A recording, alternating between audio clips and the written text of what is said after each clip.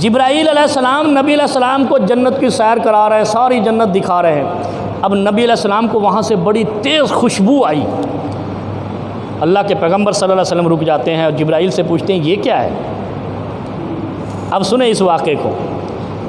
ہم نے تو بہت کچھ بنا رکھا ہے نا، اصل میں معراج کے نام پہ ہم نے کوئی ایونٹ بنا رکھا ہے، حالانکہ اس پہ ہمیں استغفار کرنی چاہیے۔ معراج کے واقعے میں جتنے معجزات ہوئے ہیں اس کو پڑھ کر انسان کو ان پہ عمل کی کوشش کرنی چاہیے، نہ کہ ایونٹ بنا لیا جائے۔ اب جب خوشبو تیز آئی نا تو نبی علیہ السلام رک گئے اور جبرائیل سے پوچھتے ہیں کہ یہ کیا ہے؟ اب جبرائیل اس خوشبو کا حال بتا رہا ہے، ذرا سنیں۔ فرعون تھا نا، فرعون بڑا ظالم تھا، جابر تھا، خدائی کا دعوے دار تھا، سب کو پتہ ہے فرعون کی کیا خصوصیات تھیں، کیا وہ منحوسیت تھی، کتنا وہ ظالم تھا، کتنا وہ بدعہد تھا، کتنا بد کردار تھا، یہ سب کو پتہ ہے۔ ہمیں اس کی تعارف نہیں کرانا، ہم اس کی بیٹی کا تعارف کراتے ہیں۔ فرعون کی ایک بیٹی تھی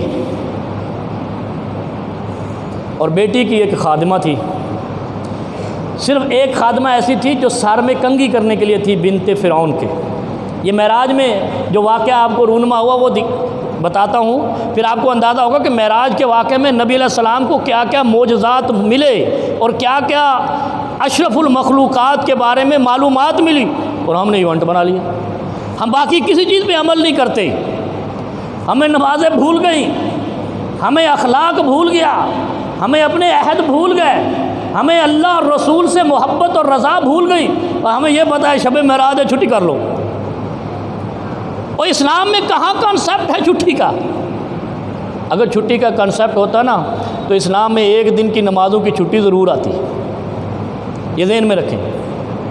اسلام میں تو چھٹی کا کنسیپٹ ہی نہیں ہے، سرے سے نہیں ہے، کسی ایک دن بھی ایک نماز کی بھی چھوٹ نہیں ہے، بلکہ اگر چھوٹ جائے تو دوسری کے ساتھ جمع کرنا لازم ہے۔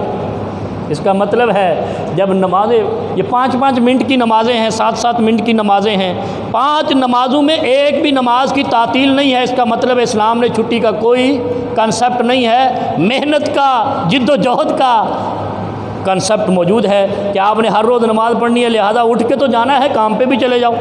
فجر کی نماز کے لیے اٹھنا ہے روزانہ بلا ناغہ، تو اس کا مطلب ہے اٹھنے کے بعد آپ کام پہ بھی جائیں، بچوں کی روزی روٹی کے لیے بھی جائیں۔ چھٹی کا کوئی کنسیپٹ نہیں ہے۔ ہم نے کبھی اتوار کی کر لی، کبھی جمعے کی کر لی، اب اور ایام بھی نکال لیے چھٹی کے۔ بنت فرعون کے سر میں کنگھی کرنے کے لیے ایک خادمہ تھی۔ یہ معراج میں جو نبی علیہ السلام کو دکھایا گیا ہے یہ آپ کو بتاتا ہوں۔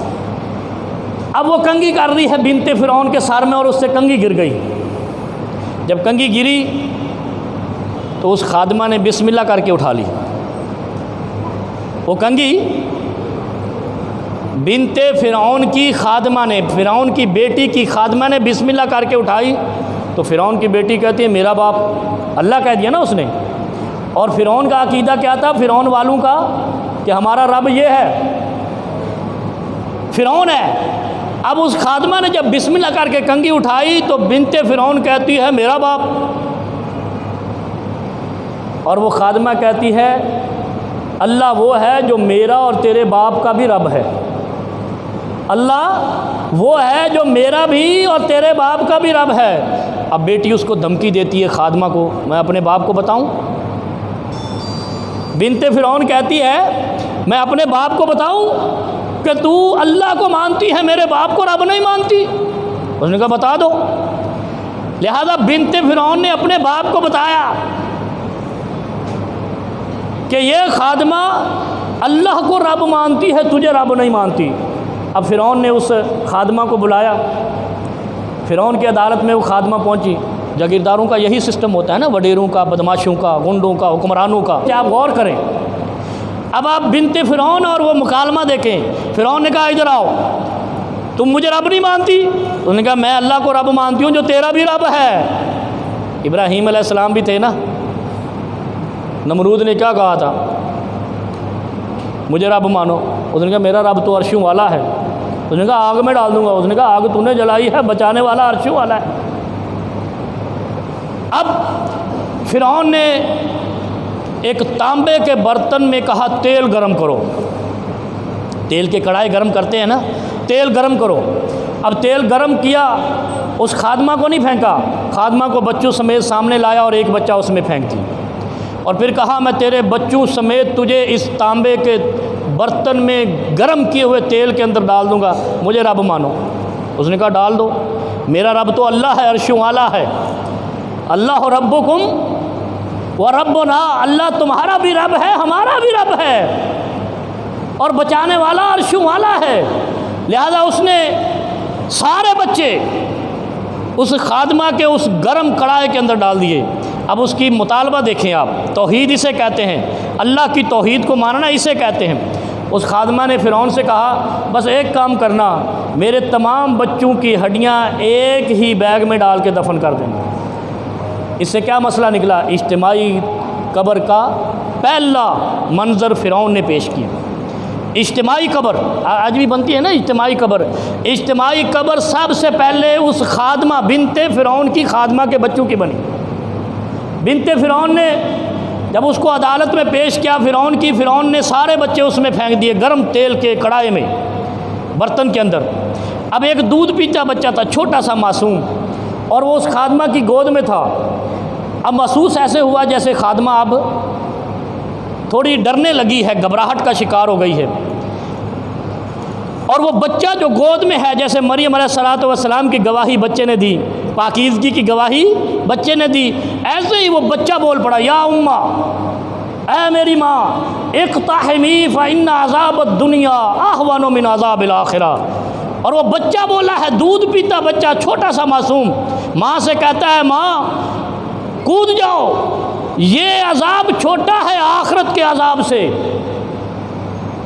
جو فرعون منکر خدا نے تیار کیا ہے۔ لہذا وہ بچہ اور وہ ماں اس کی، وہ بھی فرعون نے اس تیل کے کڑھائی میں ڈال دی، اور پھر فرعون کا حشر بھی آپ کو معلوم ہے۔ توحید کی فضیلت یہ ہے کہ جب نبی علیہ السلام کو، کب یہ واقعہ ہے فرعون کا واقعہ، نبی علیہ السلام کو جب معراج کرائی گئی تو جو جنت سے تیز خوشبو آئی، نبی علیہ السلام نے جبرائیل سے پوچھا کہ یہ خوشبو کس کی ہے؟ اب سنو وہ جواب، جبرائیل امین نبی علیہ السلام کو کہتے ہیں کہ یہ خوشبو بنت فرعون کی خادمہ کے بچوں کی ہے، جن کو فرعون نے گرم تیل کے برتن میں ڈالا تھا۔ وہ بچے جنت میں آئے ہیں اور ان کے جسم سے اتنی خوشبو ہے کہ جس سے پورا جنت معطر ہو گیا۔ اتنی بڑی بات کیا ہے؟ اللہ ربنا، ایک کلمے پہ اس خادمہ نے بچوں سمیت قربانی دی، جن کے بچوں کے جسم سے پورا جنت رب نے معطر کر دیا، اور یہ بتا دیا کہ دنیا میں کوئی اور رب نہیں ہے، رب ہے تو اللہ رب العالمین ہے۔ پھر دوسرا واقعہ سنیں۔